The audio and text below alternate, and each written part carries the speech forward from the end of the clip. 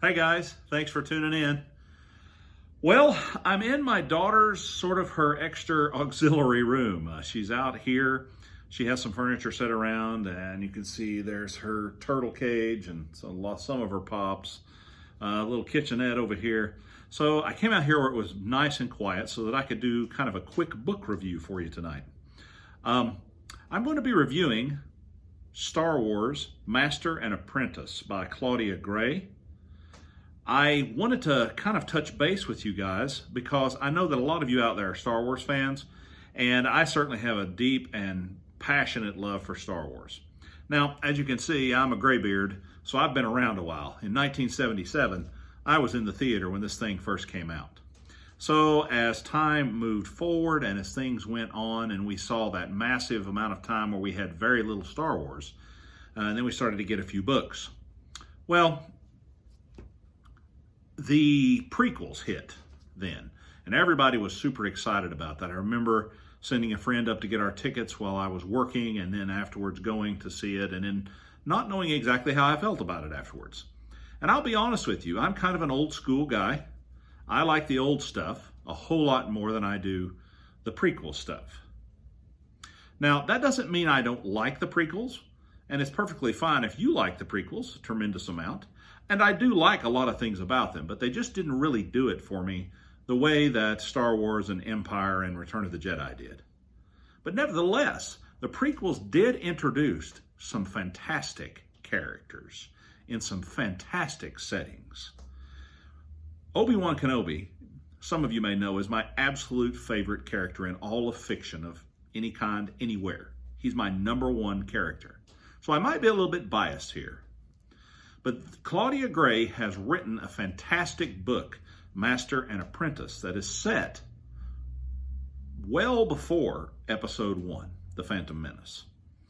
It basically is showcasing a time when Obi-Wan is a Padawan, and he is with his master, Qui-Gon. They're having some serious issues because they're not really seeing eye to eye on a lot of things. They're having problems communicating as a master and an apprentice. And that's kind of the irony of the title, Master and Apprentice. They're not really acting a whole lot like Master and Apprentice should act. The problem here is they deal with it internally.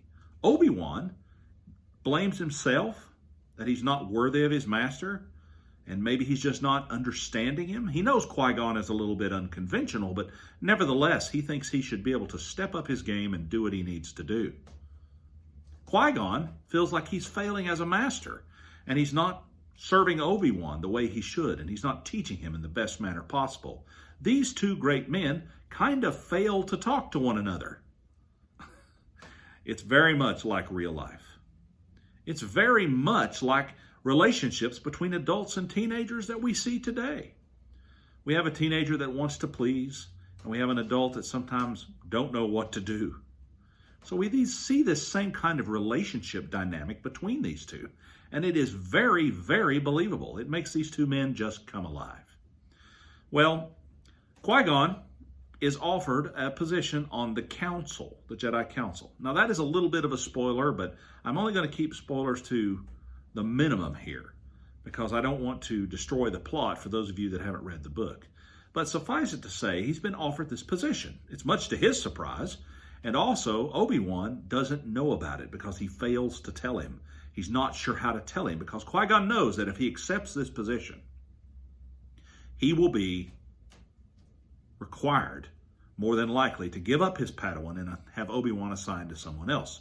And he has mixed feelings about that. Well, inadvertently, Obi-Wan finds out about it by accident and is terribly hurt by the fact, more so, that Qui-Gon did not trust him with this information. And therein starts our story.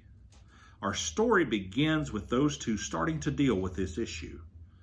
They are sent by the Jedi Council on a mission, which might be their very last mission. The reason it comes about, it's so timely, is because Rael Everos was a friend of Qui-Gon and knows him very well, and he is a fellow Jedi that is in the system of Pygel, and he's assisting with the government there. There's some problem with Zerka Corporation, and some terrorist activities. And Qui-Gon has been specifically requested to come and investigate. Well, they both know their duty, so they go and they investigate. And it's during the course of this investigation that they learn a lot about each other, and they learn a lot about their individual roles as a master and apprentice. This book has everything. Has a lot of things that a lot of you will probably enjoy, especially if you're kind of old school in thought like me. I will tell you right now, I haven't been this enthused about a Star Wars book in a really long time. I've enjoyed a lot of them and I've read tons of them, but this one really hits the mark. We get to see Qui-Gon interacting with his master, Dooku, from back in the day. We learned that Rael was actually a Padawan of Dooku as well, so the two have that connection. There are some struggles between those master and Padawan relationships as well that kind of parallels what's going on with Obi-Wan and his own master. We also see that Rael had a Padawan as well, and there were some issues that occurred there that has made this man a completely different kind of individual. It's made him a different type of Jedi. And I think you really need to read the book in order to get that fully. But it is a truly, truly masterful writing, the way these relationships. And I think the real and most amazing thing about it is the appeal that it gives us is because it shows the Jedi as fallible and real people. And we all like to read adventure stories, but when we see these stories written about characters that we know and love, and they are fallible, and they have some of the same problems that we do, it just makes them feel a whole lot more real to us. I will say this one last thing. It is a story that is filled with relationship building and fantastic adventures.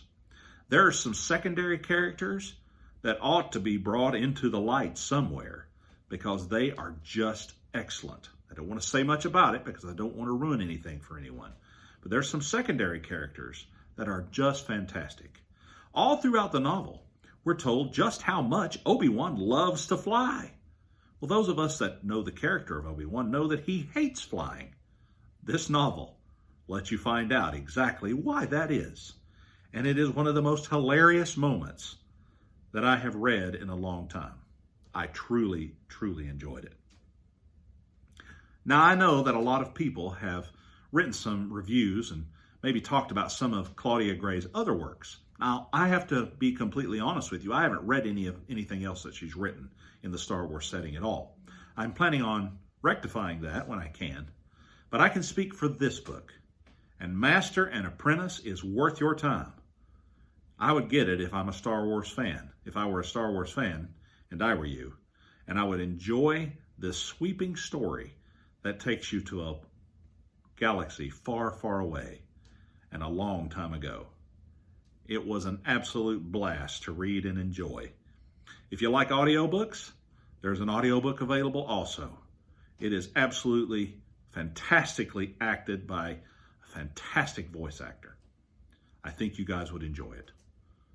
I hope that you enjoyed this video and the information that I'm sharing with you about this fantastic read.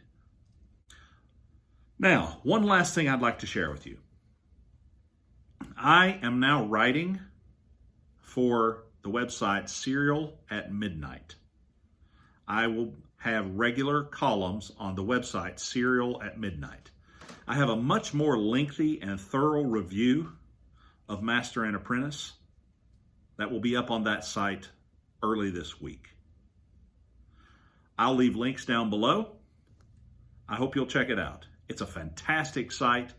It's associated with a YouTube channel by the same name with some great people that talk about some fantastic things that most of you are really going to be interested in. Movies, books, comics, and all sorts of popular culture, just like I enjoy and that you enjoy. Hey, thanks for tuning in. Be kind to each other. See you next time.